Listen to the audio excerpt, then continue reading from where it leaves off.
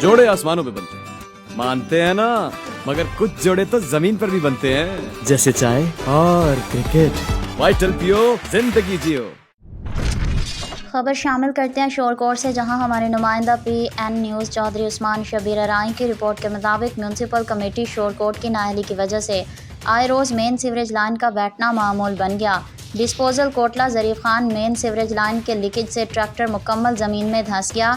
Driver और helper ने नीचे कूदकर जान बचाई, ट्रैक्टर मुकम्मल गड्ढे में धंस गया।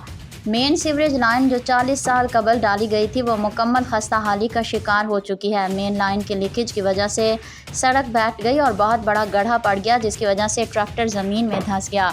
ट्रैक्टर का ड्राइवर और उनका हेल्पर महफूज रहे। अहलियान इलाका ने एहतजाज करते हुए कहा कि इस हादसे से कबल 12 मरतबा म्यूनसिपल कमेटी की इंतज़ामिया को मेन सीवरेज लाइन की खस्ता हाली और लीकेज के बारे आगाह किया, मगर म्यूनसिपल कमेटी की इंतज़ामिया ने कोई नोटिस नहीं लिया।